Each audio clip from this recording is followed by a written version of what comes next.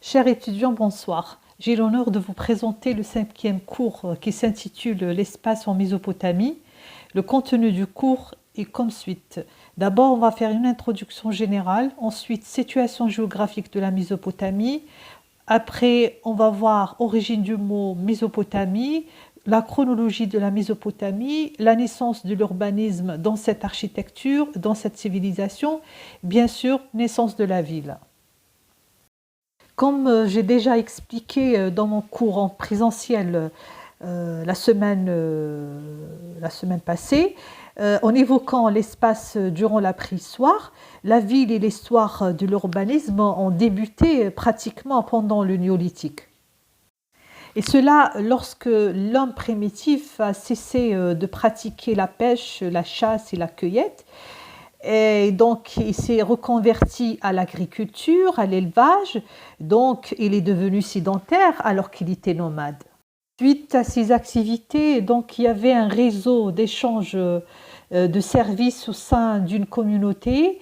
Après, cette communauté assez bien organisée autour des institutions du pouvoir civil, du pouvoir militaire et du pouvoir religieux.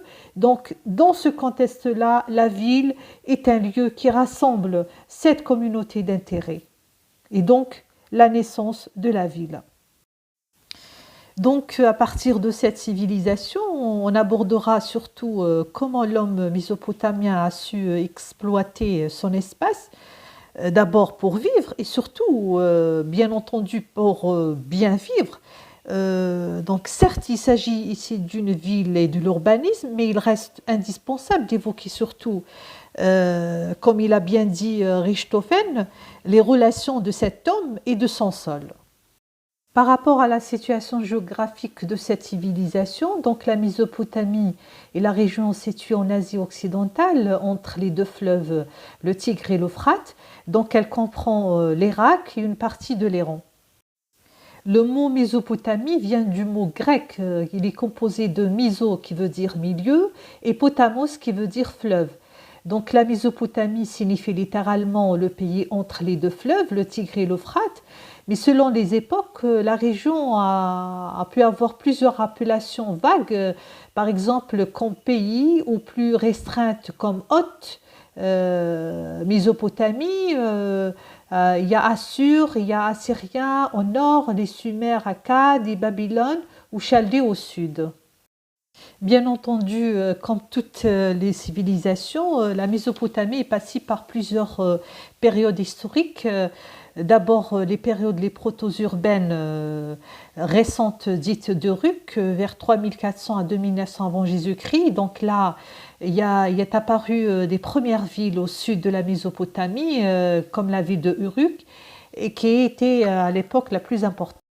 Ensuite, la période sumérienne, la dynastie archaïque vers 2900 à 2340 avant Jésus, période d'Akkad vers 2340 à 2180, période néo-assyrienne 934-610 avant Jésus, période néo-babylonienne vers 1539 avant Jésus, et enfin la dernière période, c'est la période dite perse hachéménide, 539-331, et durant cette période, la Mésopotamie était conquise par Alexandre le Grand en 331 et donc la Mésopotamie s'est hellénisée. Et donc, comme dans toutes les grandes civilisations antiques, le temple est le noyau de la ville et le noyau de l'urbanisme. Et donc, dans cette région-là, le temple s'est développé beaucoup, surtout pendant la période babylonienne, qui est devenue un ziggorat. Au départ, le temple en Mésopotamie contenait deux espaces essentiels. D'abord le sanctuaire, qui est l'espace le plus sacré du temple, ensuite la cella. Et pendant la période babylonienne, le temple était construit avec une cella sur une terrasse accessible, qui était un précurseur de la ziggourate par la suite. Et la ziggourate est un temple surélevé sur plusieurs terrasses superposées. Donc la ziggourate symbolisait d'abord l'accession au ciel. Le dernier niveau de la ziggourate est la cella du temple. passe maintenant à la deuxième institution qui est considérée dans cette période aussi un élément majeur dans l'urbanisme et la ville, et surtout par rapport à ses fonctions. Il s'agit du palais, donc ce dernier est un espace dédié à la résidence de la famille royale et du roi. Donc il est à la fois un centre administratif et palais de justice.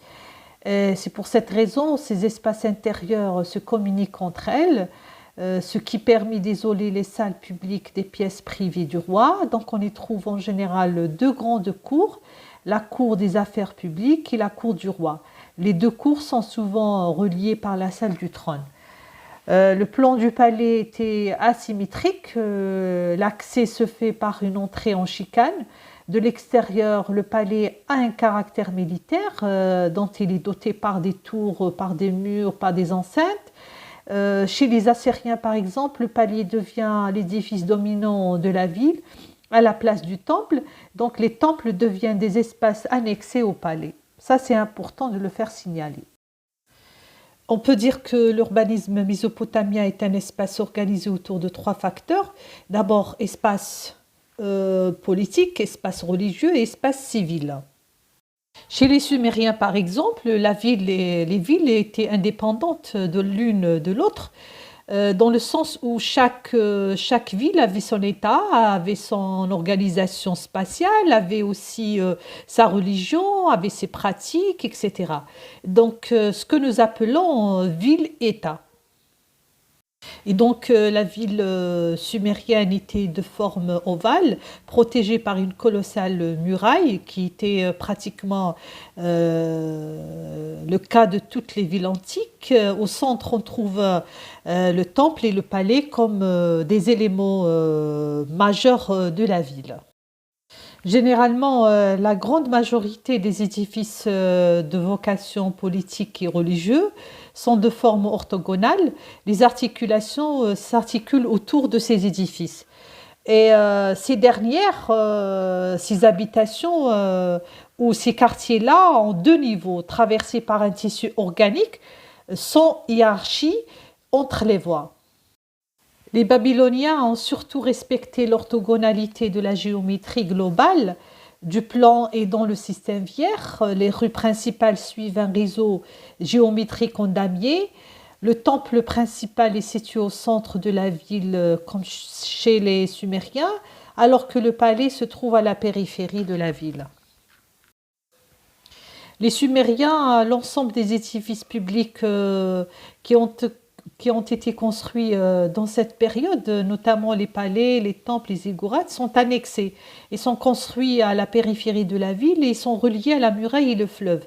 Donc les routes principaux sont d'une forme orthogonale en général. On peut conclure que l'espace urbanistique en Mésopotamie est passé de la forme organique à la forme orthogonale et du plan de la ville ovale à la forme rectangulaire ou carrée. Et donc le carré qu'on va retrouver plus tard dans les grandes civilisations occidentales, notamment la Grèce antique et Rome. Voilà, le cours touche à sa fin. Merci de l'avoir suivi. À la prochaine, Inch'Allah.